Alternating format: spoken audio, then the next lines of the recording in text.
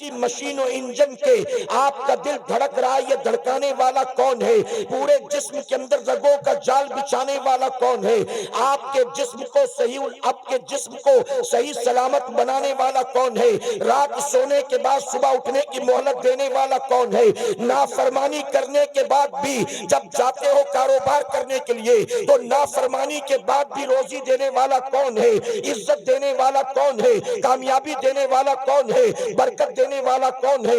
اپنے ماں باپ بیوی بچوں کو چھوڑ چھاڑ کر کسی پرائے شہر میں چلے جاتے ہو، پرائے ملک میں چلے جاتے ہو، جہاں اجنبی تھے وہاں بتائیے سر پر چھت دینے والا کون ہے؟ رات سونے کی جگہ دینے والا کون ہے؟ آپ کو روزی روٹی دینے والا کون ہے؟ اے سرکار مدینہ علیہ الصلوۃ والتسلیم کے پیروانوں، اللہ رب العزت ہی ساری کائنات کا خالق ہے، اللہ ہی ساری کائنات کا مالک ہے۔ یہاں تک کہ جو لوگ اللہ کا دیا رزق کھا کر اسے رزاق نہیں مانتے ہیں، انہیں بھی کھلانے والا اللہ ہے۔ جو اللہ تبارک و تعالیٰ کے بندے ہو کر بھی اللہ کو اپنا معبود نہیں مانتے، ان کا معبود بھی اللہ تبارک و تعالیٰ ہے۔ زمین کو بچھایا کس نے؟ آسمان کا شامیانہ لگایا کس نے؟ زمین سے سبزہ اگایا کس نے؟ ہوا میں ہماری خاطر آکسیجن پیدا کیا کس نے؟ ہماری باڈی میں ریڈ بلڈ سیلز کس نے پیدا کیا؟ وائٹ بلڈ سیلز کس نے پیدا کیا؟ اے سرکار مدینہ کے پیروانوں، ہم دن رات اللہ کی نافرمانی پر نافرمانی کرے، اللہ 700 مرتبہ کسی بات کا حکم دے ہم اس کا حکم نہیں مانتے، اس کے باوجود وہ آسمان سے پانی برساتا ہے، زمین سے سبزہ اگاتا ہے، ہمیں پھر بھی روزی عطا کرتا ہے۔ آپ بتائیں جب نافرمانی اور بغاوت کر کے یہ کرم نوازی ہے، ہم فرما بردار بن جائیں گے، اللہ کے سجدوں کے پابند بن جائیں گے، تو میں منبر رسول پر موجود ہوں، ذمہ داری کے ساتھ کہتا ہوں، اللہ رب العزت ہمیں اور آپ کو جس دن مسلمان پلٹے گا، رب کی بارگاہ میں صلح کر لے گا، رب کی بارگاہ میں رجوع کر لے گا اور یہ عہد کرے گا کہ مولا اب دنیا یہاں کی وہاں ہو جائے، ایک وقت کی نماز کو جان بوجھ کر قضا نہیں کروں گا۔ جس دن مسلمان نے یہ عہد کر لیا، اے ہندوستان کے مسلمانوں، اللہ تمہیں پھر وہی عزت عطا کرے گا جو عزت اللہ نے میرے غریب نواز کو عطا فرمایا۔ نعرہ تکبیر! کیا بتائیے کوئی اپنے گھر میں انہیں ٹھہرانے والا تھا؟ جی پیڑ کے نیچے بیٹھ گئے تو بیٹھنے دیا گیا کہ اٹھا دیا گیا؟ کوئی ان کے لیے چائے کافی شربت بنانے والا تھا؟ انا ساگر پر پانی لینے گئے تو پینے دیا گیا کہ پہرا لگا دیا گیا؟ کسی کے محل میں گھس گئے تھے، جبرن کسی کے مکان پر قبضہ کیا تھا؟ میرے پیارے آقا علیہ الصلوۃ والتسلیم کے پیروانوں، ہندوستان کی سرزمین پر غریب نواز تشریف لاتے کوئی مرید نہیں تھا، کوئی میزبان نہیں تھا، کوئی کرایہ بھاڑا دینے والا نہیں تھا، کوئی اپنے مکان میں ٹھہرانے والا نہیں تھا، کوئی آپ کے نام کا پوسٹر چھاپنے والا نہیں تھا، کوئی آپ کی خاطر اسٹیج لگانے والا نہیں تھا، کوئی آپ کو سر آنکھوں پر بٹھانے والا نہیں تھا۔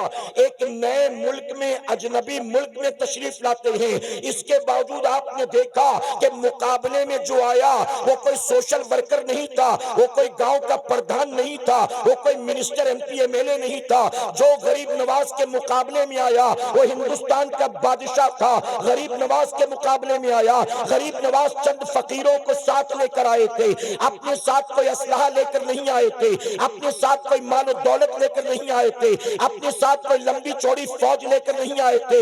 غریب نواز اپنے ساتھ کھانے پینے کا کوئی بہت زیادہ سامان لے کر نہیں آئے تھے، آپ کے مقابلے میں آ کر کھڑا ہو گیا اس وقت کا ہندوستان کا بادشاہ، اور غریب نواز اللہ رسول کی ذات پر بھروسہ کر کے اس کے مقابلے میں آ کر کھڑے ہو گئے۔ نتیجہ کیا ہوا؟ جو ہند کا بادشاہ تھا وہ ہمیشہ ہمیشہ کے لیے مٹ گیا، اور میرے قریب نے غریب نواز کو قیامت تک کے لیے ہند کا راجہ بنا دیا۔ اللہ یہی عزت تمہیں بھی دے گا، اللہ تمہیں بھی کامیابی دے گا، اللہ تمہیں بھی برکتی عطا کرے گا، اللہ تمہیں بھی کھویا ہوا وقار دوبارہ عطا کرے گا، لیکن شرط یہ ہے صرف جشن غریب نواز منانے والے مت بنو، صرف غریب نواز کی کرامات کو سننے والے مت بنو، مشن غریب نواز کو سمجھنے کی کوشش کرو، تعلیمات غریب نواز کو سمجھنے کی کوشش کرو۔ غریب نواز کے کھڑاؤں کو اڑتا دیکھتے ہو، غریب نواز کا مدینہ منورہ سے پیدل سفر کر کے ہندوستان آنا نظر نہیں آتا، غریب نواز نواز اگر اپنے کوزے میں انا ساگر کو بھرتے ہیں وہ نظر آتا ہے، غریب نواز کا روزہ رکھنا نظر نہیں آتا، غریب نواز کا جوگی جے پال کا مقابلہ کرنا نظر آتا ہے، غریب نواز کی راتیں نظر نہیں آتی، غریب نواز کا تقوی نظر نہیں آتا، غریب نواز کا سجدہ نظر نہیں آتا۔ آپ سوچیں کہ وہ غریب نواز جو اپنی ماں کی کوکھ سے اللہ کے ولی بن کر پیدا ہوئے، ارے جو ماں کی کوکھ سے اللہ کا ولی بن کر پیدا ہو، اس غریب نواز کی راتوں کا عالم یہ تھا کہ میرے غریب نواز نے 40 سال تک عشاء کے وضو سے فجر کی نماز کو ادا کیا۔ ایک مرتبہ میرے غریب نواز، توجہ ہے نا آپ کی، ایک مرتبہ میرے غریب نواز ایک کونے میں بیٹھے زاروں قطار رو رہے تھے۔ مریدوں کی ہمت نہ ہوئی کہ کوئی پوچھے کہ رونے کی وجہ کیا۔ جب کچھ اطمینان ہوا، رونا بند ہوا، تو آپ کے قریب آئے، آپ کے قریبی چاہیتے مرید خواجہ بختیار کاکی رحمت اللہ تعالی آ کر کہتے کہ حضور آج آپ اتنا رو رہے تھے، رونے کی وجہ کیا، کس بات نے آپ کو رلایا؟ تو جانتے میرے غریب نواز نے کیا فرمایا؟ آپ فرماتے آج سے 30 سال پہلے میں نماز پڑھ رہا تھا، تو حالت نماز میں مجھے جو لذت ہمیشہ ملتی تھی، جو نماز میں مزہ آتا تھا، جو خشوع اور خضوع میسر آتا تھا، اس دن نماز میں وہ مزہ نہیں آ رہا تھا، وہ خشوع اور خضوع نہیں مل رہا تھا۔ کہتے میں پریشان کہ آخر نمازوں کی لذت کہاں چلی گئی؟ غریب نواز فرماتے میں نماز سے فارغ ہوا، پھر میں بیٹھا غور کرنے کے لیے، آخر کیا بات ہے، نماز کی لذتیں کہاں چلی گئی؟ توجہ ہے نا آپ کی؟ میرے پیارے آقا کے پہلوانوں، غریب نواز فرماتے نماز سے فارغ ہو کر میں بیٹھا غور کرنے کے لیے کہ نماز میں جو روزانہ مزہ آتا تھا وہ مزہ گیا کہاں، بات کیا؟ بہت دیر تک غور کیا تو مجھے احساس ہوا کہ آج جلد بازی کی وجہ سے دوران وضو میں اپنی انگلیوں میں خلال کرنا بھول گیا۔ وضو کے وقت جلد بازی کی وجہ سے اپنی انگلیوں میں خلال کرنا بھول گیا۔ اب یہاں علماء بیٹھے، ان سے پوچھو اگر کوئی بندہ حالت وضو میں خلال نہ کرے انگلی کا تو وضو ہوگا کہ نہیں ہوگا، نماز ہوگی کہ نہیں ہوگی؟ یہ خلال کرنا کیا فرض ہے، کیا واجب ہے، کیا ہے؟ تو جواب ملے گا کہ وضو ہو جائے گا، انگلیوں میں خلال کرنا یہ میرے نبی کی سنت مبارکہ ہے۔ کیا ہے؟ سنت ہے، وضو ہو جائے گا۔ غریب نواز فرماتے جب احساس ہوا کہ جلد بازی کی وجہ سے خلال نہیں کر سکا تو مجھے اپنی غلطی کا احساس ہوا اور میں یہ سوچ کر رونے لگا کہ آج مجھ سے نبی کی ایک سنت چھوٹ گئی۔ اگر کل قیامت کے دن میرے آقا نے میرا گریبان پکڑ لیا اور کہا کہ معین الدین میں نے تجھے ہندوستان بھیجا، ہند کا راجہ بنایا، ایک مشن لے کر تجھے ہندوستان روانہ کیا، اور تو نے وہاں جا کر کیا کیا؟ تو نے میری ہی سنت کو چھوڑ دیا۔ غریب نواز کہتے کہ جب مجھے اس بات کا احساس ہوا اس ایک سنت کے چھوڑنے کی وجہ سے اگر قیامت میں میرے آقا نے میری پکڑ کر لی تو پھر میں کیا جواب دوں گا؟ کہتے 30 سال پہلے غلطی ہوئی تھی، لیکن جب بھی وہ بات یاد آتی ہے میں یہ سوچ کر رونے لگتا ہوں کہ کاش میرے حال پر میرے نبی کو رحم آ جائے اور میرے آقا مجھے معاف کر دے اور قیامت میں آقا میری پکڑ نہ کرے۔ اے مسلمانوں، یوں ہی کوئی گٹکا زردہ ماوا کھاتے کھاتے غریب نواز نہیں بن گیا، جھاڑ پھونک کرتے کرتے کوئی غریب نواز نہیں بن گیا، حقہ پی پی کے کوئی غریب نواز نہیں بن گیا، کوئی پیری مریدی کر کر کے غریب نواز نہیں بن گیا۔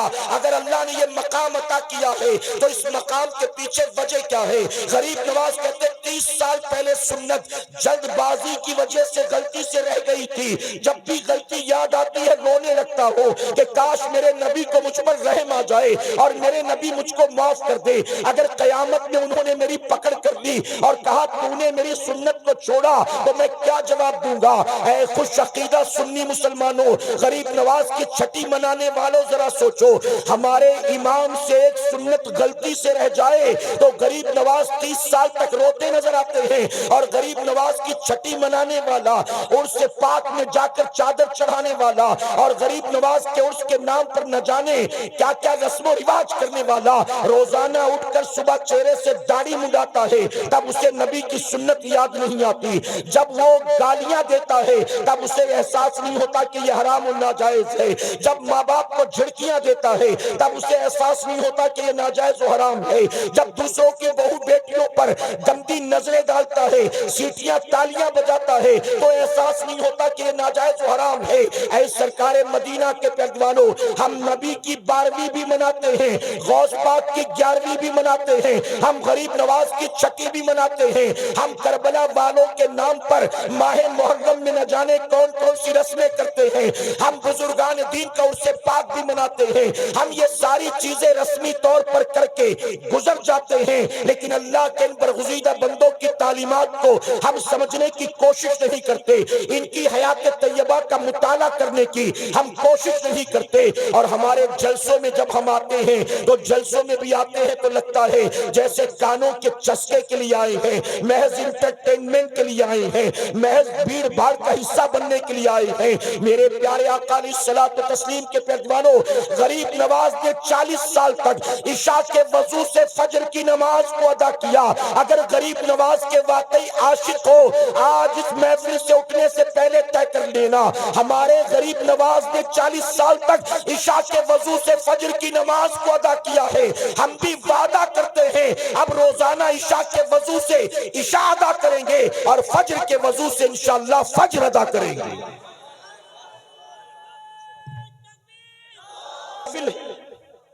امام علی مقام کے نام پر محفل سجی ہے، جانتے ہو 10 محرم کو، توجہ ہے نا آپ کی، 10 محرم الحرام کو صبح سے یزیدیوں نے جنگ کو شروع کر دیا۔ جمعہ کا دن تھا، جو کربلا میں نہیں تھے وہ نماز جمعہ کی تیاری کر رہے تھے۔ صبح سے جنگ شروع ہو گئی۔ جب نماز ظہر کا وقت ہوا تو امام نے اپنے قاصد کو بھیجا، ایک نمائندے کو بھیجا، کہا جاؤ جا کر یزیدیوں سے کہو تھوڑی دیر کے لیے جنگ کو روک دیں، تیر تلوار چلانا روک دیں، ہمیں اتنی مہلت دیں کہ ہم نماز ظہر ادا کر سکیں۔ وہ کربلا کے میدان میں تھے، میدان جنگ میں، انہوں نے کہا ہمیں ظہر ادا کرنے کی مہلت مل جائے، مسافر تھے، اگر مہلت ملتی بھی تو کتنی دیر تک پڑھتے، 2 رکعت نماز پڑھنا تھا، کتنا وقت لگتا۔ آپ نے فرمایا جاؤ جا کر کہو یزیدیوں کو تھوڑی دیر جنگ روکے تاکہ ہم ظہر ادا کر لیں۔ تو جانتے ہو یزیدیوں نے کیا کہا؟ یزیدیوں نے امام علی مقام کے قاصد سے کہا حسین کو جان بچانے کا بڑا اچھا بہانہ سوجا ہے، معاذ اللہ نماز کے نام پر جنگ کو روکنا چاہتے ہیں۔ حسین سے کہو کہ نماز پڑھنے کا بہت شوق ہے نا، پڑھو، جتنی پڑھنا چاہتے اتنی پڑھو، ہم نہیں منع کریں گے، لیکن شرط یہ ہے نماز شروع کرنے سے پہلے یزید کی بیعت کرنی ہوگی۔ یزید کی بیعت کرو گے تو نماز پڑھنے دیں گے، اور اگر یزید کی بیعت نہ کی تو ہم نماز کو دیکھ کر تمہیں چھوڑیں گے نہیں، بلکہ ہم بھی وہ لوگ ہیں جو حالت سجدہ میں تمہاری گردن کو کاٹ دیں گے۔ یا تو یزید کی بیعت کرو یا تو نماز پڑھو۔ جب امام علی مقام کے قاصد نے آ کر کہا ظالم جنگ روکنے کو تیار نہیں ہے، بلکہ دھمکی دے رہے ہیں کہ اگر نماز پڑھنی ہے تو پڑھو، لیکن یزید کی بیعت پہلے کرنی ہوگی، یزید کی بیعت نہیں کرو گے تو ہم مروت نہیں کریں گے، نماز شروع کر دی تو سجدے میں سر کاٹ دیں گے۔ تو جانتے امام نے کیا کہا تھا؟ امام نے کہا جاؤ جا کر یزیدیوں سے کہہ دو، یزیدیوں سے جاؤ جا کر یہ کہہ دو حسین نہ یزید کی بیعت کے لیے تیار ہے اور نہ جان بوجھ کر نماز قضا کرنے کے لیے تیار ہے، نہ ہاتھ میں ہاتھ دوں گا اور نہ نماز چھوڑوں گا۔ جاؤ کہہ دو کہ دھمکیاں دینا بند کر دیں، اگر یہ حالت سجدہ میں سر کاٹنے پر تلے ہیں تو حسین بھی سجدے میں سر کٹانے پر تلا ہے۔ میں سر کٹا تو سکتا ہوں لیکن نماز قضا نہیں کر سکتا ہوں۔ یہ کون کہہ رہا ہے؟ میرے پیارے آقا علیہ الصلوۃ والتسلیم کے پیروانوں، یہاں علماء موجود ہیں، آپ پوچھئے اپنی مسجد کے امام صاحب سے پوچھئے گا، ایک آدمی اگر نماز میں ہے اور حالت نماز میں کہیں سے سانپ یا بچھو آ گیا، کوئی موذی جانور، اور اس کو یقین ہے کہ یہ مجھے ڈنک مار دے گا، ڈس لے گا، تو ایسی صورت میں کیا وہ نماز توڑ سکتا ہے؟ شریعت کا کیا حکم ہے؟ تو آپ کو پتا چلے گا شریعت کی اجازت ہے کہ وہ نماز توڑ کر اسے مارے اور اپنی جان بچائے۔ اس وقت جان بچانا فرض ہے، نماز بچانا نہیں۔ اس کو مارو، جان بچاؤ، اور پھر اپنی نماز پھر ادا کر لو۔ اور صرف اپنے لیے نہیں، اگر کوئی چھوٹا بچہ سو رہا ہے کمرے میں اور آپ نماز پڑھ رہے ہیں اور اچانک کہیں سے کوئی سانپ بچھو آ گیا اور آپ کو یقین ہے کہ اگر میں نے نماز توڑ کر اسے نہیں مارا تو یہ بچے کو ڈس لے گا، بچے کو ڈنک مار دے گا، تو بچے کی جان بچانے کے لیے بھی شریعت نے آپ کو نماز توڑنے کی اجازت دی۔ اب آپ بتائیے کہ جان بچانا ایسی صورت میں فرض، اور بھی بہت اس کی تفصیل ہے، میں اس میں نہیں جاتا، صرف آپ کو یہ کہوں گا ذرا بتائیے وہ 22,000 خون کی پیاسی تلواریں جنہوں نے امام علی مقام کے ننھے علی اصغر کو نہیں چھوڑا، 6 ماہ کے لخت جگر کے سوکھے حلقون پر تیر چلایا، جنہوں نے امام حسین کے بھانجوں اور محمد کو نہیں چھوڑا، یعنی اہل بیت کے چھوٹے چھوٹے بچوں کو بھی ظالموں نے چھوڑا نہیں ہے۔ امام کو پتا تھا اگر ان ظالموں کے سامنے میں نے سجدے میں سر کو جھکایا تو یہ میرے خون کی ننگی پیاسی تلواریں یہ میری گردن کو کاٹ دیں گی۔ امام علی مقام کیا شریعت کا مسئلہ نہیں جانتے تھے کہ ایسے میں جان بچانا فرض ہے، جان بچ جائے تو نماز پھر کبھی ادا کر لیں گے۔ اللہ دیکھ رہا ہے کہ حالات کیسے ہیں، ایسے میں اگر سجدہ کیا تو یہ ظالم گردن مار دیں گے، لیکن امام جانتے تھے اگر آج جان بچانے کے لیے میں نے نماز کو قضا کر دیا تو قیامت تک جب بھی کربلا کی داستان لکھی جائے گی، جب بھی خطیب منبر پر کھڑے ہو کر کربلا کے واقعات بیان کرے گا تو لکھنے والا لکھے گا حسین نے نماز کو چھوڑ دیا تھا، خطیب کہے گا حسین نے نماز کو قضا کر دیا تھا۔ امام جانتے تھے اگر میں آج چھوڑوں گا تو قیامت تک کے لیے چھوڑنا مثال بن جائے گا، اور اگر میں جان پر کھیل کر جان کی پرواہ کیے بغیر آج نماز ادا کروں گا تو قیامت تک کے لیے میرا سجدہ کرنا نانا کے امت کے لیے مثال بن جائے گا۔ اسی لیے میرے امام نے بتا دیا، حالت سجدہ میں سر کٹا کے میرے امام نے بتا دیا حسین کو یقیناً بیٹے بھی پیارے ہیں، بھتیجے بھی پیارے ہیں، بھانجے بھی پیارے ہیں، بھائی بھی پیارے ہیں، اپنا خیمہ بھی پیارا ہے، اپنے بیوی بچے اور بہن بھی پیاری ہے، حسین کو سب کچھ پیارا ہے، لیکن حالت سجدہ میں امام نے سر کٹا کے بتا دیا حسین کو سب سے زیادہ محبت ہے تو نانا کے آنکھوں کی ٹھنڈک نماز سے محبت ہے۔ میرا امام 3 دن کا بھوکا پیاسا رہ کر 22,000 تلواروں میں نماز نہ چھوڑے، اور ہم 2-4 یاروں میں نماز چھوڑ دیتے ہیں۔ شادی میں گئے تو نماز نہیں، کام دھندے پر گئے تو نماز نہیں، اسکول کالج میں یونیورسٹی میں گئے تو نماز نہیں۔ میرے پیارے آقا علیہ الصلوۃ والتسلیم کے پیروانوں، بعد مرنے کے قیامت کے دن سب سے پہلا جو حساب ہوگا وہ پتہ ہے کہ کائے کا ہوگا؟ جتنا سال بھر کماتے ہو گورنمنٹ کو اس کا حساب دینا پڑتا ہے، ریٹرن فائل کرنا پڑتا ہے کہ سال بھر کا ٹرن اوور کتنے کا، کتنا کمایا، کتنا انویسٹ کیا، کتنا بچایا، کتنی سیونگ، یہ سارا اکاؤنٹ دیتے ہو کہ نہیں دیتے ہو گورنمنٹ کو؟ آپ بتائیے جس کا ہماری کمائی سے کوئی تعلق ہی نہیں ہے، ہم محنت مشقت کر کے کما رہے، اس میں گورنمنٹ کا کیا انوالومنٹ؟ اس کے باوجود گورنمنٹ آپ سے ہر سال حساب لیتی، اگر آپ نے اکاؤنٹ نہیں شو کیا تو آپ کو نوٹس آ جائے گی انکم ٹیکس کی طرف سے، بہت زیادہ کروڑوں کا ٹرن اوور ہے تو آپ کے یہاں ریٹ پڑ جائے گی۔ میرے پیارے آقا کے پیروانوں، جن کا ہماری کمائی سے کوئی تعلق نہیں ہے ہر سال انہیں بھی مجبوراً ہمیں حساب کتاب دینا پڑتا ہے، تو جس رب نے سب کچھ عطا کیا ہے کیا وہ قیامت میں ہمیں یوں ہی چھوڑ دے گا؟ اور وہاں آپ کی کمائی کا حساب بعد میں ہوگا، بینک بیلنس کا حساب بعد میں ہوگا، آپ کے خرچے کا حساب بعد میں ہوگا، آپ کی بیوی بچوں کا حساب بعد میں ہوگا۔ سب سے پہلا سوال کس کے بارے میں ہوگا؟ جی اور بلند آواز سے، جن کو نہیں پتا وہ بھی سن لیں، کس کا حساب ہوگا؟ اس کے باوجود پڑھتے ہو؟ پتا ہے سب سے پہلا حساب نماز کا۔ جب ایگزام ہوتا ہے شروع، چاہے وہ 10th کے بچے ہو، چاہے 12th کے ہو، چاہے کسی کلاس کے، چاہے کسی مذہب کے، تو ایگزام سے پہلے ٹائم ٹیبل ملتا ہے کہ فرسٹ ڈے آپ کا انگلش کا پیپر ہے، سیکنڈ ڈے آپ کا میتھس کا پیپر ہے، تھرڈ ڈے آپ کا ہسٹری کا پیپر ہے. بتائیے ٹائم ٹیبل ملتا ہے؟ بچہ اسی ٹائم ٹیبل کے اعتبار سے تیاری کرتا ہے کہ نہیں؟ پہلا پیپر انگلش کا، دوسرا ہندی کا، تیسرا ہسٹری کا، پھر 3 دن کی چھٹی، اس کے بعد میتھس کا. اب کوئی بچے سے کہے کہ بیٹا انگلش کی تیاری مت کر، ہندی کی تیاری مت کر، ہسٹری کی تیاری مت کر، پورا زور جو ہے وہ میتھس پر دے، وہ کہے گا پرچہ آج انگلش کا ہے، میتھس کیوں پڑھوں؟ پرچہ آج جو ہے ہندی کا ہے، میتھس کیوں پڑھوں؟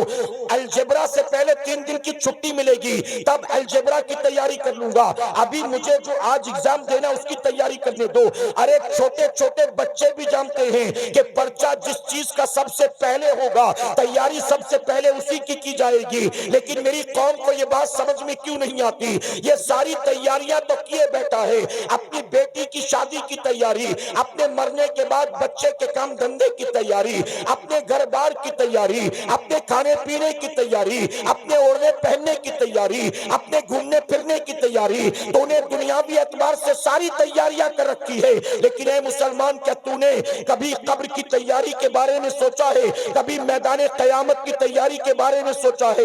ہمیں کبھی فرق ہی نہیں پڑتا.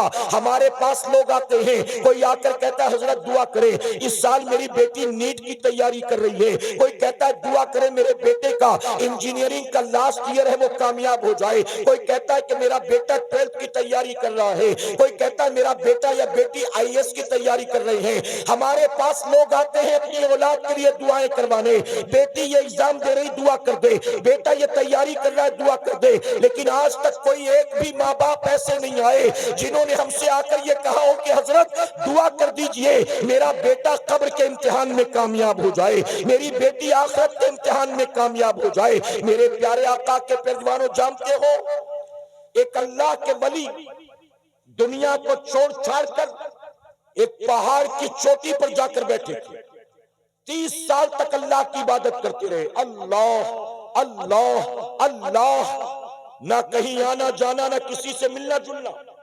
جب چاروں طرف ان کی ولایت کے چرچے ہوئے تو لوگ خود ہی کھچے کھچے ان کے پاس چلے گئے ملنے کے لیے. 30 سال سے دنیا کو ٹھوکر مار کر پہاڑ کی چوٹی پر بیٹھے اللہ کی عبادت میں مصروف، دنیا کھچی چلی آئی ان کے پاس. ایک دن وہ بیٹھے زاروں قطار رو رہے تھے. مریدوں نے پوچھا کہ حضور آپ کیوں رو رہے ہیں، کیا بات ہے؟ آپ کے پاس لوگ روتے ہوئے آتے ہیں، مسکراتے ہوئے جاتے ہیں، دکھی ہو کر آتے ہیں، سکھی ہو کر جاتے ہیں، پریشان حال آتے ہیں، اطمینان سے مطمئن ہو کر جاتے ہیں. آج آپ خود ہی رو رہے ہیں، کیا بات ہے؟ تو جانتے اللہ والے نے کیا کہا 30 سال سے پہاڑ کی چوٹی پر آ کر بیٹھا ہوں، 30 سال ہو گئے، آج تک کوئی ایک بھی نہیں آیا جس نے مجھ سے کہا کہ میری آخرت کے لیے دعا کر دیجئے، میری قبر کے لیے دعا کر دیجئے، میری جنت کے لیے دعا کر دیجئے. کہتے جس دنیا کو ٹھوکر مار کر میں آ کر بیٹھا ہوں نا، میرے پاس لوگ اسی دنیا کے لیے دعا کروانے آتے ہیں، اسی دنیا کے لیے دعا کرواتے. میں اسی لیے رو رہا ہوں کہ کاش یہ سمجھتے تو صحیح کہ تم دنیا کے لیے دعا اس سے کروا رہے ہو جو دنیا کو چھوڑے بیٹھا ہوا. میرے پیارے آقا علیہ الصلوۃ والتسلیم کے پیروانوں، مجھے نہیں پتا کہ یہاں خواتین کے بھی بیٹھنے کا انتظام ہے کہ نہیں. اگر ہے تو وہ بھی میرا یہ پیغام لیتی جائیں، اور اگر نہیں ہے تو اپنے گھر کی عورتوں تک یہ پیغام پہنچا دیں. آپ نے امام حسین کا سجدہ تو دیکھا نا میدان کربلا میں، اب آئیے ان کی بہن حضرت زینب کا بھی سجدہ دیکھ لیجئے. امام زین العابدین، امام علی مقام کے لخت جگر، میدان کربلا میں اہل بیت کے آخری چشم و چراغ. امام زین العابدین کہتے جب مدینہ منورہ میں ہم پر پریشر بنایا گیا کہ یزید کی بیعت کرو، یزید کی بیعت کرو، تو شہر رسول میں فتنہ فساد نہ ہو، اس لیے ہم مدینے کو چھوڑ کر مکہ معظمہ چلے گئے. ہم مکے پہنچے تو کوفہ والوں کے خط ہمیں آنے لگے، آئیے ہمیں بچا لیجئے، آپ نہیں آئے تو ہم کو مجبوراً یزید کی بیعت کرنی پڑے گی. ہم پر پریشر بنایا گیا کوفہ والوں کی طرف سے. ہم کوفہ کے لیے مکہ معظمہ سے نکلے، ہمیں کوفہ نہیں جانے دیا گیا. ہر کے لشکر نے ہم کو گھیرا، اور کربلا میں لے کر آ گئے. امام زین العابدین کہتے ہیں اس پورے سفر میں میری پھوپھی حضرت زینب ہمارے ساتھ تھی. پورے سفر میں میری پھوپھی حضرت زینب ساتھ تھی. مدینہ منورہ سے مکہ معظمہ، مکہ معظمہ سے میدان کربلا. اور امام زین العابدین کہتے ہیں پورے سفر میں میری پھوپھی نے کسی رات تہجد کی نماز کو قضا نہیں کیا. میں معذرت کے ساتھ کہوں گا، ہم نکلتے ہیں تقریر کرنے کے لیے، ہم نکلتے ہیں کہیں جلسے میں جانے کے لیے، تو ہم نے دیکھا تقریروں اور جلسوں کے چکر میں کئی لوگ ایسے ہیں جو خود اپنی نمازیں قضا کر بیٹھتے ہیں، نمازوں کی کوئی پرواہ نہیں کرتے الا ماشاءاللہ. جب نکلتے ہیں رات جلسہ اٹینڈ کرنے کے لیے تو نماز کی پرواہ نہیں، اور رات کے 3-4 بجے تک جب جلسے میں رہتے ہیں تو نماز فجر کی پرواہ نہیں. آپ سوچیں ہم تقریر کرنے جا رہے ہیں تو نماز کی پرواہ نہیں کرتے، اور وہ میدان کربلا کی طرف نکلی ہیں اور نماز تہجد قضا نہیں کر رہی ہیں. امام زین العابدین کہتے ہیں ہم کربلا کے میدان میں آ گئے. کربلا میں کوئی 4 دیواری نہیں تھی، نیچے کوئی قالین و بستر نہیں تھا، تپتا صحرا تھا، آسمان سے سورج آگ اگل رہا تھا. ہم اپنے خیموں میں تھے. 1 تاریخ، 2 تاریخ، 3 تاریخ امام زین العابدین فرماتے وقت گزرتا رہا اور میری پھوپھی ہر رات اٹھ کر تہجد کی نماز ادا کرتی رہی. اور محبت سے کہیں امام زین العابدین فرماتے 7 تاریخ کو پانی بند، 8 تاریخ کو ہمارے خیمے میں پانی ختم، 9 تاریخ کو چھوٹے چھوٹے بچے بھی بھوکے پیاسے. یزیدیوں نے پانی تو بند کر دیا، میری پھوپھی نے تہجد بند نہیں کیا، تہجد ادا کرتی رہی. 10 محرم کو صبح سے جنگ کا آغاز ہوا. دوپہر ہوتے ہوتے ہمارے جتنے تھے سب کو ظالموں نے شہید کر دیا. پھر ہمارے خیمے کو لوٹا گیا. امام زین العابدین فرماتے 10 محرم کا دن گزرا، مغرب کے بعد 11 تاریخ لگی. یہ 11 محرم کی رات ہم اہل بیت کے لیے جو کربلا میں تھے قیامت سے کم رات نہیں تھی. امام زین العابدین فرماتے یہ وہ رات تھی جب ہمارے خیمے کے چاروں طرف ہمارے اپنوں کی لاشیں بکھری پڑی تھی.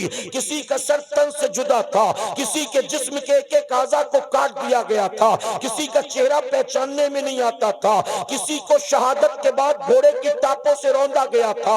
امام زین العابدین کہتے ہمارے خیمے کے آس پاس ہمارے اپنے 72 لوگوں کی لاشیں بکھری پڑی تھی. رات کے اندھیرے میں فرماتے میں دیکھ کر حیران رہ گیا. ہمارے خیمے کا پردہ ہٹتا ہے، میری پھوپھی حضرت زینب باہر نکلتی ہے اور نکلنے کے بعد چاروں طرف بکھری لاشوں کا جائزہ لیتی ہے. امام زین العابدین فرماتے ہیں ان میں کوئی میری پھوپھی کا بھائی بھی تھا، کوئی بھتیجا تھا، کوئی بھانجا تھا، ان کے 2 چھوٹے چھوٹے بیٹے اور محمد کی لاشیں بھی پڑی تھی. امام زین العابدین کہتے ہیں یہ دیکھ کر میری آنکھیں پھٹی رہ گئی. ان لاشوں کو دیکھنے کے بعد میری پھوپھی نیچے بیٹھ گئی، تپتے ہوئے کربلا کے صحرا کی ریت کو اٹھایا، تیمم کیا، اور تیمم کر کے میری پھوپھی نے لاشوں کے سامنے کھڑے ہو کر نماز تہجد کو ادا کیا. جن کے گھر کی بیٹیاں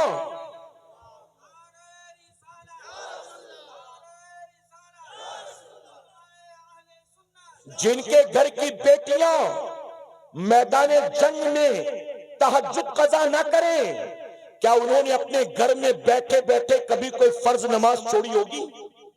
بتائیے. اور آج ہمارے گھروں کی پوزیشن کیا ہے؟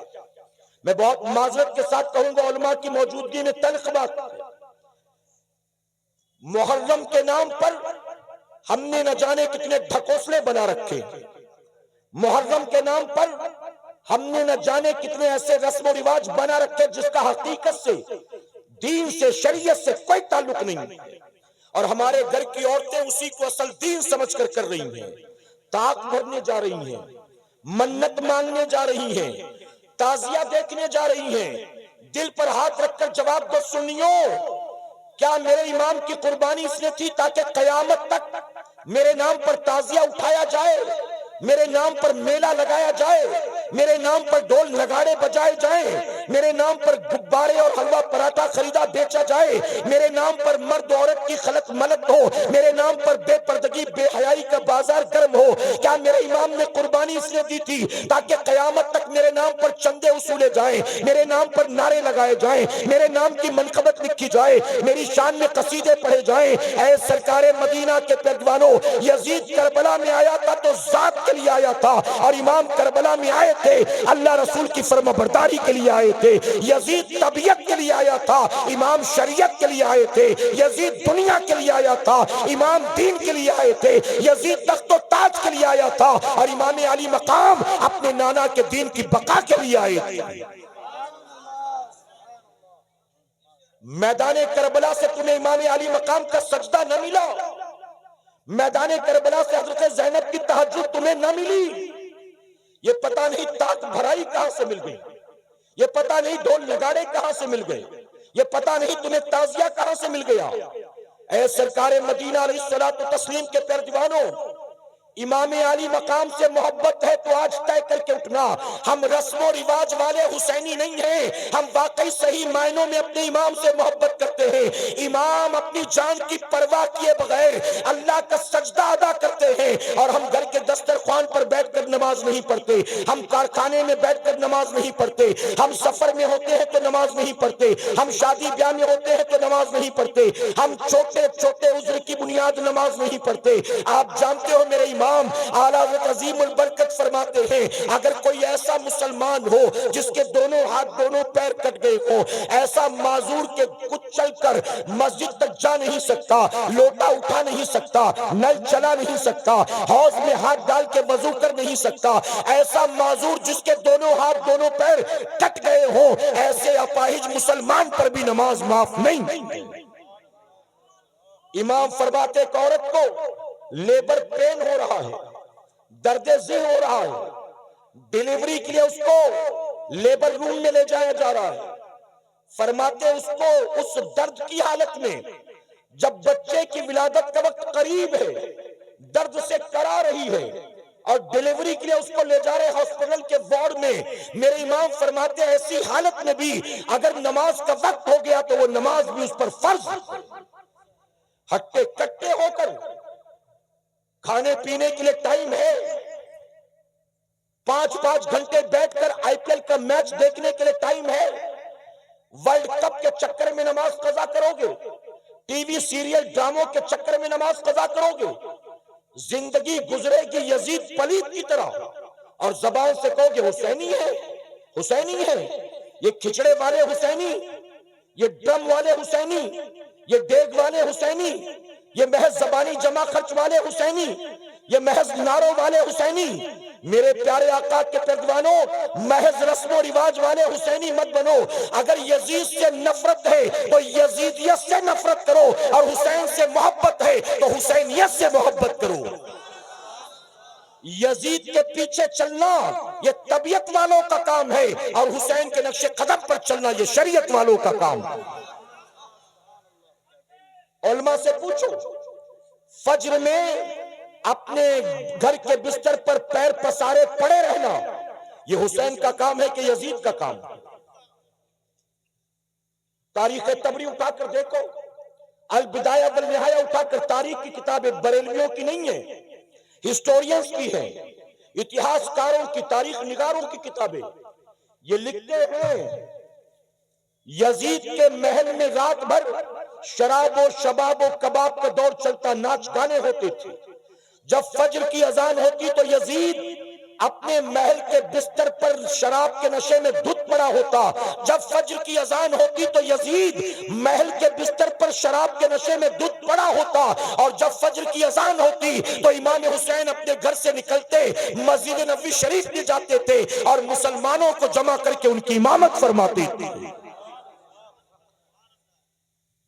رات یزید کے محل سے ڈھول گھنگرو کی آواز آتی تھی، اور امام حسین مدینہ منورہ میں، مکہ معظمہ میں، کربلا معلیٰ میں، امام چاہے جہاں بھی ہیں، یزید کے محل سے ڈھول گھنگرو کی آواز آتی، اور امام حسین کے کمرے سے ہر رات قرآن کی تلاوت کی آواز آتی تھی۔ امام حسین کو قرآن کی تلاوت سے اتنی محبت اتنی محبت اتنی محبت کہ امام مدینے میں بھی قرآن کی تلاوت کرتے، مکہ معظمہ میں بھی قرآن کی تلاوت کرتے، کربلا معلہ میں بھی قرآن کی تلاوت کرتے، 3 دن بھوکے پیاسے رہ کر بھی قرآن کی تلاوت کرتے، شب عاشور میں بھی اپنی بیٹی ننھی سکینہ کو بٹھا کر قرآن کی تلاوت کرتے، اور 10 محرم کو ظالموں نے آپ کو شہید کر کے آپ کے سر مبارک کو کاٹ کر نیزے پہ چڑھا دیا، امام نیزے پہ چڑھ کر بھی قرآن کی تلاوت کرتے۔ ہمارے گھروں سے رات کے اندھیرے میں قرآن کی تلاوت کی آواز آتی ہے کہ ڈھول گھنگرو کی۔ بتاؤ، رات کو کسی کے گھر سے اگر ڈھول گھنگرو کی آواز آئے، ٹی وی سیریل دیکھ رہا ہے، ویب سیریز دیکھ رہا ہے، ناچ گانے دیکھ رہا ہے، وہ حسینی ہے؟ کس بات کا حسینی؟ میں تو کہتا ہوں ظالموں، امام حسین کا نام لے کر وہ کام کرو جو کام یزید پلید کرتا تھا۔ یزید امام حسین کا دوست تھا کہ دشمن تھا؟ جی، دوست تھا کہ دشمن تھا؟ آپ بتائیے، ابھی اولاد غوث اعظم آئیں گے، اولاد غوث اعظم، اتنی محبت اتنی عقیدت، ایک جھلک دیکھنے کے لیے لوگ بے قرار، مسافہ کرنے مل گیا تو الحمدللہ، نہیں تو ہاتھ میں لگا لیا تو خوش نصیب۔ اتنی عقیدت اتنی محبت غوث اعظم کی اولاد سے، اور جو غوث اعظم کے بھی باپ دادا ہیں ان کے دشمن کے طریقے پر چلتے ہو۔ یہ کیسی محبت ہے اہل بیت سے، یہ کیسی محبت ہے نواز رسول سے، یہ کیسی محبت ہے مولا کائنات اور ان کی اہل بیت سے، کیسی محبت ہے۔ زبان سے کہو کہ ہم غوث اعظم سے محبت کرتے، غریب نواز سے محبت کرتے، آپ بتائیے نماز قضا کرنا غوث اعظم کا کام ہے؟ چاہے وہ امام اعظم ابو حنیفہ ہو، چاہے وہ سیدنا سرکار غوث اعظم ہو، چاہے وہ میرے خواجہ غریب نواز ہو، ان بزرگوں کی زندگی میں ایک بات سملر ملتی ہے، سمان ملتی ہے، اور جانتے وہ بات کیا ہے؟ ان تینوں کی تاریخ اٹھا کر دیکھو تو پتہ چلتا ہے یہ تینوں وہ اللہ والے ہیں جنہوں نے 40 سال تک عشاء کے وضو سے فجر کی نماز کو ادا کیا۔ ہم کس بات کے حسینی ہیں؟ کس بات کے؟ محض رسم و رواج والے؟ میرے پیارے آقا علیہ الصلوۃ والتسلیم کے پیروانوں، آج ذکر حسین کی محفل سے ہمیں سچی توبہ کر کے اٹھنا ہے کہ انشاءاللہ، سینوں سے آواز آئے کہ انشاءاللہ، اگر زندگی نہ بدلی، اگر اخلاق میں کردار میں تبدیلی نہ آئی، زندگی بھر رسم و رواج کے پیچھے پیچھے چلتے رہے، تو آپ کا زبانی جمع خرچ کرنا قیامت میں آپ کے کام نہیں آئے گا۔ آپ زندگی بھر کو ہم حسینی ہیں، ہم حسینی ہیں۔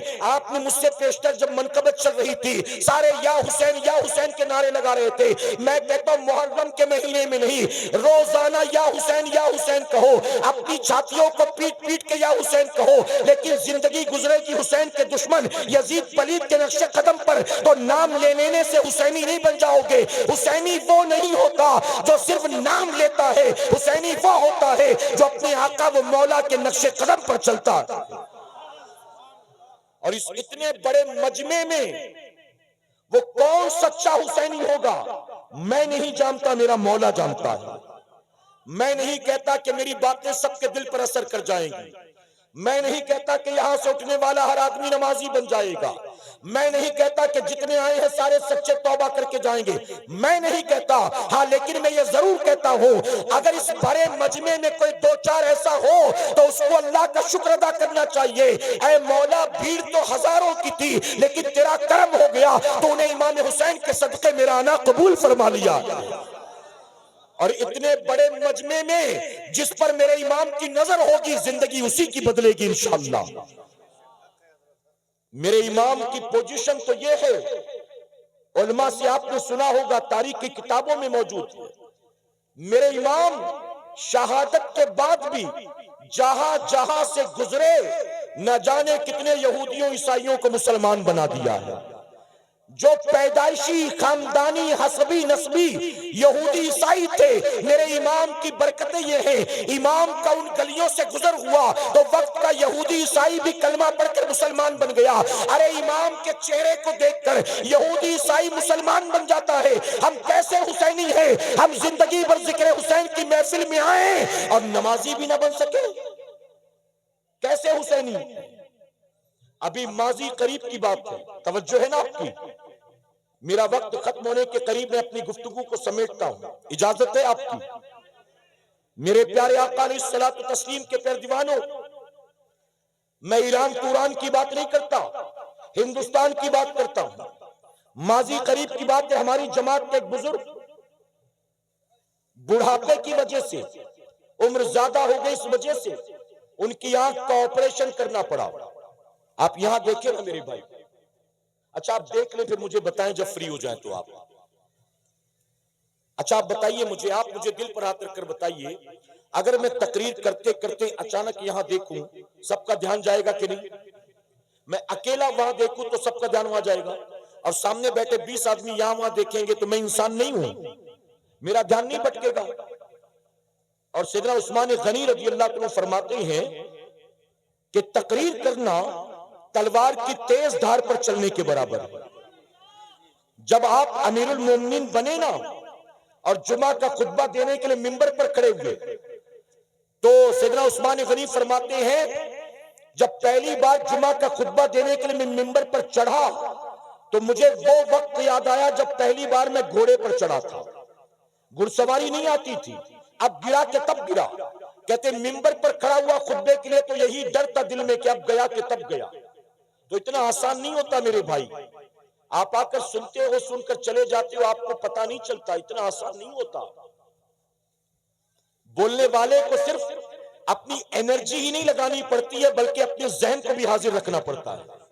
کچھ بھی نہیں کہہ سکتا وہ, یہاں تک کہ غیر حدیث کو حدیث کہہ کے بھی بیان کرنے سے منع کیا گیا ہے. میرے نبی فرماتے ہیں کہ اگر کوئی بات میں نے نہیں کہی اور اس کو میری طرف منسوب اگر کوئی کرے تو اپنا ٹھکانہ جہنم میں بناتا ہے. اگر میں بیان کرتے کرتے کسی غیر حدیث کو کہہ دوں حدیث شریف میں آتا ہے, تو بتائیے میں گناہ گار ہوں گا کہ نہیں ہوں گا؟ تو اس لیے تھوڑا سا کوآپریٹ کیا کریں, آپ توجہ رکھا کریں. محبت سے ذرا ایک بار سبحان اللہ کہہ دیں. میں عرض کر رہا تھا ماضی قریب میں ہماری جماعت کے بزرگ گزرے, عالم دین, عمر زیادہ ہو گئی, ڈاکٹر نے کہا آنکھ کا آپریشن کرانا پڑے گا. انہوں نے آنکھ کا آپریشن کرا لیا. آنکھ کے آپریشن کے بعد ڈاکٹر نے ان سے کہا کہ ابھی ٹانکے تازہ ہیں, زخم ہرا ہے, آپ 3 دن تک سجدہ مت کیجیے گا. 3 دن سجدہ کریں گے تو باڈی کا پریشر, بلڈ کا پریشر آنکھ پر پڑے گا, تو ممکن ہے کہ ٹانکے ٹوٹ جائیں, خون بہنے لگے, پریشانی ہو جائے گی. تو 3 دن احتیاط کیجیے گا, سجدہ مت کیجیے گا. وہ اپنے گھر آئے اور گھر آنے کے بعد اپنی بیوی سے کہتے کہ 3 دن میرے حصے کا کھانا مت بنانا, 3 دن میرے حصے کی روٹیاں مت بنانا. تو بیوی کہتی ڈاکٹر نے آپ کو 3 دن سجدہ کرنے سے منع کیا ہے. میں ساتھ تھی, مجھے پتا ہے کھانے پینے سے منع نہیں کیا, سجدے سے منع کیا, اور آپ کہہ رہے ہیں 3 دن کھانا نہیں بنانا, کیوں؟ تو جانتے ہو کیا جواب دیا تھا؟ انہوں نے جواب دیا کہ جس رب کے 3 دن سجدے نہیں کروں گا, کس منہ سے 3 دن اس کی نعمتیں کھاؤں گا؟ جس رب کے 3 دن سجدے نہیں کرنا, کس منہ سے اس رب کی نعمتیں کھاؤں گا؟ اس نے 3 دن سجدہ بھی نہیں, 3 دن کھانا بھی نہیں. ہماری سوچ وہاں جاتی ہے. اگر میں آپ سے پوچھوں کہ آج صبح آپ نے کیا کھایا تھا, آج دوپہر میں آپ نے کیا کھایا تھا, آج شام کو آپ نے کیا کھایا تھا, ہفتے بھر میں کتنی روٹیاں کھا جاتے حساب ہے, ہفتے بھر میں کتنی چائے پی لیتے حساب ہے, ہفتے بھر میں کتنا کلو چاول کھا جاتے حساب ہے, ہفتے بھر میں کتنی بوٹیاں کھا جاتے حساب ہے. ارے رب کی نعمتیں تو ہفتے بھر بے حساب کھاتے پیتے ہو, اور اس رب کو جو نعمت کھلانے والا ہے اس کا شکر ادا کرنے کے لیے ہفتے میں 1 بار مسجد میں جاتے ہو اور 2 رکعت پڑھ کے لگتا ہے کہ اسی 2 رکعت میں اللہ کی ساری نعمتوں کا میں نے حق ادا کر دیا. توبہ کرو کہ انشاءاللہ. میرے پیارے آقا کے پیروانوں, اب آخری بات عرض کرتا ہوں, اجازت ہے آپ کی؟ ایک مرتبہ درود شریف پڑھیں گے محبت سے آپ, اللہم صلی علی محمد وآلہ الف الف مرہ. بنی اسرائیل کا ایک عابد دنیا کو ٹھوکر مار کر پہاڑ کی چوٹی پر چلا گیا, اور پہاڑ کی چوٹی پر اس نے دنیا سے کٹ کٹا کر 300 سال تک عبادت کی. کتنے سال تک؟ کتنے سال تک؟ 300 سال عبادت کی, پہاڑ کی چوٹی پر اکیلا. 300 سال تک اللہ کی عبادت کرے، روزہ بھی، سجدہ بھی، شب بیداری بھی، شرم و ندامت کے آنسو بھی، توبہ اور استغفار بھی۔ اب 300 سال پہاڑ کی چوٹی پر اکیلا ہے، کوئی انسان نہیں، کسی کو گالی دیا ہوگا، کسی کی غیبت کی ہوگی، بد نگاہی، بدتمیزی، کسی پر بہتان، کسی سے جھگڑا، کوئی چوری چماری، کسی سے حسد کینہ، کچھ بھی نہیں، اکیلا ہے، آس پاس کوئی نہیں، اکیلا۔ 300 سال کا عرصہ گزر گیا۔ ایک دن نماز پڑھ رہا تھا، جیسے سلام پھیرا تو دیکھا سامنے ایک آدمی موجود تھا، تو جیسے دیکھا چونک گیا کہ یہاں تو 300 سال سے کوئی آیا نہیں، یہ کون؟ پوچھا بھیا تو کون، کہاں سے آیا، یہاں آنے کی وجہ کیا؟ تو جانتے آنے والے نے کیا کہا؟ آنے والے نے کہا میں موت کا فرشتہ ہوں اسرائیل، اللہ نے مجھے بھیجا ہے تمہاری روح قبض کرنے کے لیے، بس بہت ہو گئی، زندگی ختم، اب زندگی ختم ہو گئی، اب میں تمہاری روح کو نکالنے آیا۔ تو کہتا ہے کہ اسرائیل اگر تو روح نکالنے آیا تو کھڑے رہ کر کیا کر رہا ہے؟ اب تک تو نے میری روح کو نکالا کیوں نہیں؟ تو فرشتے نے کہا جب میں آیا تو تو نماز میں تھا اور میں انتظار کر رہا تھا کہ تو نماز سے فارغ ہو تو میں تجھ سے ملاقات کروں۔ تو فرشتہ تو وہ بنی اسرائیل کا عابد حیرت سے کہتا ہے کہ تو جب کسی کی روح نکالنے جاتا ہے تو تو ویٹ نہیں کرتا، آدمی کسی بھی پوزیشن میں تو روح نکال لیتا ہے، لیکن میرے معاملے میں تو انتظار کر رہا تھا، کیا وجہ؟ تو جانتے ہو فرشتے نے کیا کہا؟ فرشتے نے کہا اللہ نے مجھے اس بات کا حکم دیا کہ میرا یہ بندہ جس نے 300 سال میری عبادت کی، میں یہ چاہتا ہوں کہ میرا بندہ جس حالت میں مرنا پسند کرے گا، اے اسرائیل اسی حالت میں تو اس کی روح کو قبض کرنا، جاتے ہی نکال مت دینا، اس کو پوچھنا کیسے مرنا چاہتا ہے۔ اس نے کہا اچھا میرے رب کا یہ فضل و کرم مجھ پر ہو گیا۔ وہ کہتا اگر رب نے مجھے مہلت دی ہے نا تو میری تمنا یہ ہے، میں نے زندگی بھر اپنے رب کے سجدے کیے، تمنا یہ ہے کہ میں 2 رکعت نماز نفل کی نیت کر کے کھڑا ہوتا ہوں، جب دوسری رکعت کا آخری سجدہ کروں گا نا تو آخری سجدے میں تو میری روح نکال لینا، میں چاہتا ہوں کہ روح نکلے تو سجدے کی حالت میں نکلے۔ آپ سوچیں کتنی پیاری موت۔ فرشتے نے کہا ٹھیک ہے، اب وہ کھڑا ہو گیا نماز پڑھنے کے لیے۔ وہ کہتا ہے جی تو نہیں چاہتا تھا کہ میں آخری سجدے میں جاؤں، کیونکہ پتا تھا یہ نماز زندگی کی آخری نماز ہے، جی تو چاہتا تھا کھڑے کھڑے کھڑے کھڑے زندگی تمام ہو جائے، لیکن میں یہ سوچ رہا تھا کہیں فرشتہ یہ نہ سمجھے کہ میں موت سے ڈر گیا، اس لیے میں نے نماز مکمل کی، آخری سجدے میں پہنچا۔ آخری سجدے میں جب وہ بندہ گیا تو فرشتے نے روح قبض کر لی۔ جانتے ہو حدیث شریف میں کیا آتا ہے؟ حضور اکرم صلی اللہ علیہ وسلم فرماتے ہیں جبرائیل علیہ السلام نے مجھ سے کہا یا رسول اللہ صلی اللہ علیہ وسلم، بنی اسرائیل کا وہ عابد جس کی روح کو حالت سجدہ میں نکالا گیا تھا، آج بھی جب میں آپ کی خدمت میں آتا ہوں تو اس عابد کو آسمانوں پر سجدے کی حالت میں پاتا ہوں۔ زندگی سجدے میں گزری، موت سجدے میں آئی، آج بھی آسمانوں پر حالت سجدہ میں۔ کتنی پیاری موت ہوگی، اللہ سب کو ایسی موت عطا فرمائے۔ میرے پیارے آقا کے پیروانوں، اب جب اس بندے کو دیکھیں نعرہ کہیں پتہ نہیں کہاں کے حضور پیش کیا گیا حساب کتاب کے لیے، توجہ سے سنیے گا۔ رب تبارک تعالیٰ نے فرمایا فرشتوں میں نے اپنے اس بندے پر رحم کیا، لے جاؤ اس کو جنت میں داخل کر دو۔ دیکھیں میں نے کہا نا توجہ نہیں ہے آپ کی، ختم کر دوں جی تو سن بھی تو نہیں رہے آپ۔ اللہ نے اس بندے کے بارے میں کہا فرشتوں میں نے اس پر رحم کیا، لے جاؤ اس کو جنت میں داخل کر دو۔ محبت سے کہے سبحان اللہ۔ یہ سبحان اللہ ایسے ہی موقع پر بولی جاتی ہے میرے بھائی۔ رب نے فرمایا میں نے رحم کیا، لے جاؤ اس کو جنت میں داخل کر دو۔ اللہ کرے کہ قیامت میں رب ہمارا بھی فیصلہ یوں ہی فرما دے، آمین کہیں۔ اللہ ہمارے بارے میں بھی کہے کہ فرشتوں لے جاؤ میں نے اس پر رحم کیا، جنت میں داخل کر دو۔ اللہ فرماتا ہے فرشتوں لے جاؤ میں نے اس پر رحم کیا، اسے جنت میں داخل کر دو۔ اب جیسے ہی رب نے فرمایا جانتے ہو بندہ کیا کہتا ہے؟ بندہ کہتا ہے مولا مجھے تیری رحمت کے صدقے جنت میں نہیں جانا، رحمت کے صدقے میں جنت میں جانا ہوتا تو دنیا کو ٹھوکر کیوں مارتا، گوشہ نشینی کیوں اختیار کرتا، 300 साल तेरी इबादत क्यों करता? मुझे तेरी रहमत के सदके जन्नत नहीं चाहिए, 300 साल की इबादत का बदला चाहिए। मैंने 300 साल दुनिया से कट कटा कर जो तेरी इबादत की है आज उसका सिला चाहिए। तो जानते हो रब ने क्या फरमाया? रब ने फरमाया तुझे तो बेहिसाब किताब में जन्नत में दाखिल कर रहा था, लेकिन तुझे 300 साल की इबादत का बदला चाहिए। अब फरिश्तों इसका हिसाब लिया जाएगा, ले चलो इसे मीजान के करीब। अब उसे उस तराजू के पास लाया गया जहां नेकी बदी को तौला जाता है। रब ने फरमाया इसकी 300 साल की इबादत को तराजू के एक पलड़े में रख दो। एक पलड़े में उसकी 300 साल की इबादत को रखा गया, वाकई बहुत ज्यादा थी, वो पलड़ा भारी हो गया।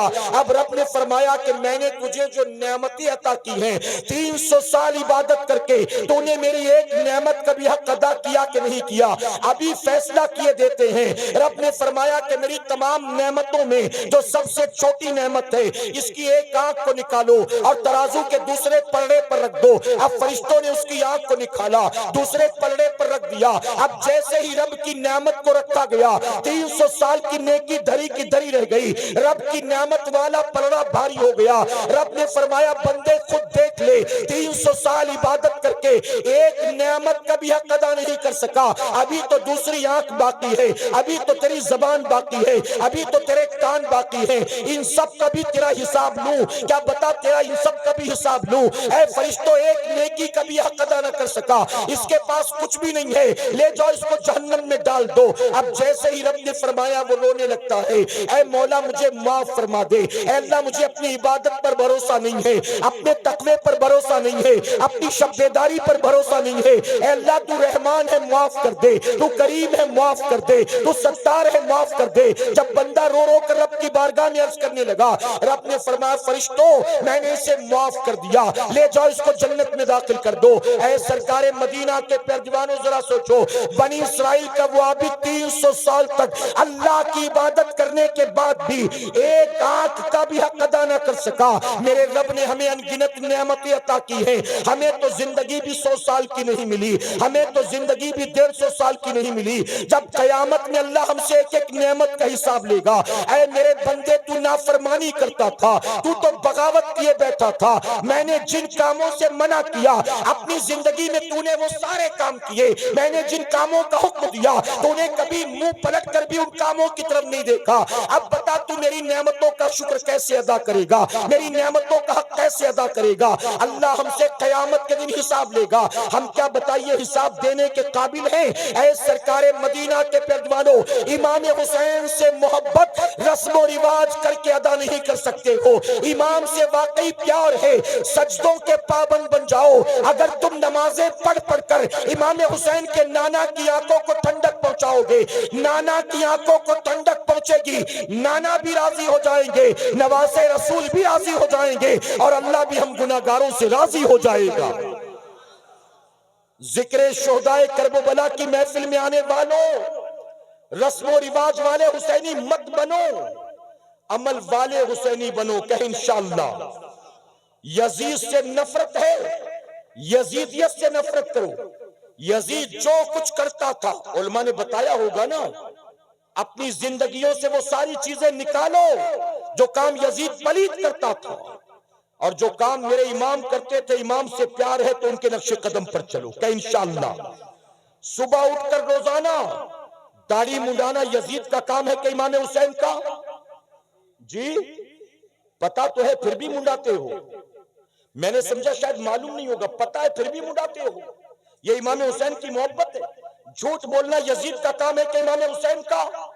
वादा खिलाफी करना, गालियां देना, जुआ खेलना, गाने सुनना, नफ्स से मोहब्बत करना, रब रसूल की परवाह किए बगैर मन की मर्जी के मुताबिक जिंदगी गुजारना, ये इमाम हुसैन का काम है। मेरे प्यारे आका के पैरवानों, आखिरी बात जाते जाते कहूंगा, तबीयत के पीछे चलना यजीद का काम है और शरीयत के पीछे चलना इमाम हुसैन का काम है। तबीयत के लिए अहले बैत के खून से हाथों को रंगना यजीद का काम है और शरीयत की खातिर सब कुछ लुटा देना इमाम हुसैन का काम है। अल्लाह अपने महबूब पाक के सदके ہم سب کو امام علی مقام کے نقش قدم پر چلنے کی توفیق عطا فرمائے، ہم سب کو اللہ صحیح معنوں میں حسینی بنائے۔ درمیان گفتگو مجھ سے جانے انجانے میں کوئی غلطی خامی رہ گئی، آپ سب کو گواہ بنا کر، بالخصوص علماء کرام کو، سادات کرام کو گواہ بنا کر سچے دل سے توبہ کرتا ہوں۔ میرا کریم میری توبہ قبول فرمائے، اور امام علی مقام کے صدقے ہماری آج کی اس محفل کو اللہ قیامت میں ہم سب کے لیے، ہمارے والدین کے لیے بخشش اور نجات کا سبب بنائے۔ وما علینا الا البلاغ۔ السلام علیکم۔